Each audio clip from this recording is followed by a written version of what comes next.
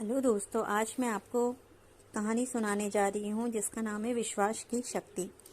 रिंकू के जीवन की कहानी कुछ यूं है। स्कूल की पढ़ाई के दौरान रिंकू अपने परिवार के साथ एक छोटे से शहर में रहता था। पढ़ाई लिखाई में इसका मन नहीं लगता था।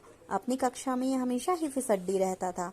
मुश्किल से किसी तरह पास होकर अगली कक्षा में पहुंचता था।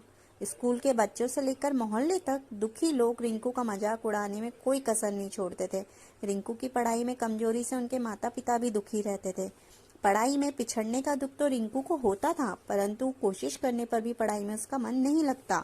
हार से, उपेक्षा और तिरस्कार से दुखी अंततः रिंकू ने पढ़ाई छोड़ने का मन बना लिया।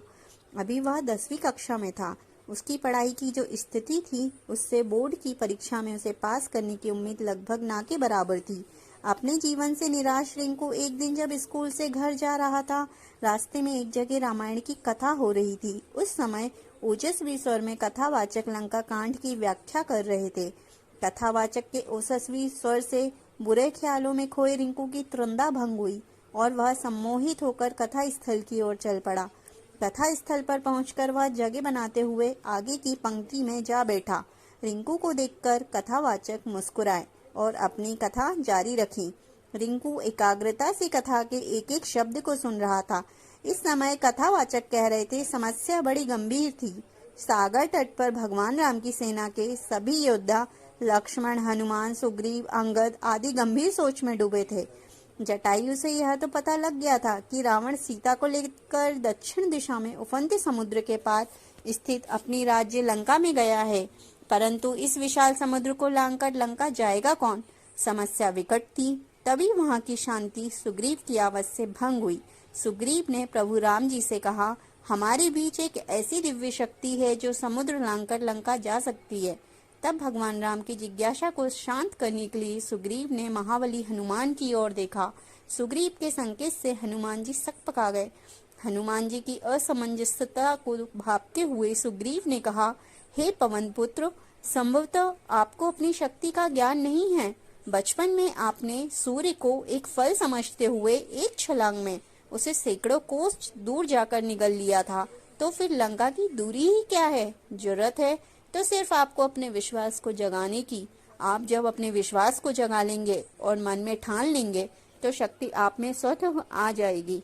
सुग्रीव की बात सुनकर एक तरफ जहाँ हनुमान जी को आश्चर्य हुआ, वहीं उनका विश्वास भी जागा और वे समुद्र लांघने को तैयार हो गए।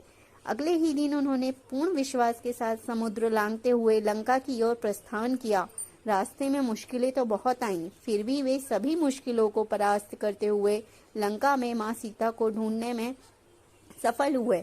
वहां कथावाचक के एक एक शब्द को मंत्र मुग्ध होकर सुन रहे रिंकू का नया जन्म हो चुका था। कुछ समय पहले तक जिस रिंकू की आंखों से निराशा के भाव झलक रहे थे, अब उसकी आंखों में चमक थी। उसके शरीर में उत्साह और स्फूर्ति का संचार होने लगा था। कथा खत्म होने के साथ ही वह तेजी से घर की ओर चल पड़ा। उसे सफलता का मूल मंत्र मिल चुका था। वह मन ही मन सोच रहा था कि जब हनुमान जी ने अपने विश्वास से शक्ति अर्जित कर समुद्र को लांघ लिया था, तो पढ़ाई कौन सी बड़ी बाधा है। उसी दिन रिंकू ने प्रण कर लिया कि वह ध्यान लगाकर खूब पढ़ेगा और सफलता अवश्य प्राप्त करेगा। उसकी मेहनत रंग लाई। अपनी कक्षा में सबसे फिसड्डी रहने वाला छात्र रिंकू 10वीं की बोर्ड परीक्षा में सबसे अव्वल आया। इसके बाद रिंकू ने पीछे मुड़कर नहीं देखा और जिंदगी में हमेशा अव्वल ही आता रहा। वह लोक सेवा की परीक्षा में भी प्रथम स्थान पर आया और अपने आप पर विश्वास की बदौलत वह सरकारी महकमे में पदोन्नति पाते हुए ऊंचे ओहदे तक पहुंच गया। बच्चों, कहानी से शिक्षा ये मिलती है हमें कि विश्वास की शक्ति को साबित करने के लिए रिंकू का जीवन तो बस एक उदाहरण है। हर एक सफल व्यक्ति के पीछे उस व्यक्ति का विश्वास और कुछ कर गुजरने का जज्बे का मुख्य योगदान होता है। जब किसी व्यक्ति में विश्वास का संचार होता है तो उसमें शक्ति अपने आप संचारित होने लगती है। फिर जब तन और मन में शक्ति यानी ऊर्जा का संचार होता है तो मुश्किल काम भी आसान हो जाता है। यही तो जीवन में सफलता का मूल मंत्र है। तो बच्चों, आपको अगर मेरी कहानी पसंद आई हो तो इसे लाइक, सब्सक्राइब एंड शेयर जरूर करें। Thank you.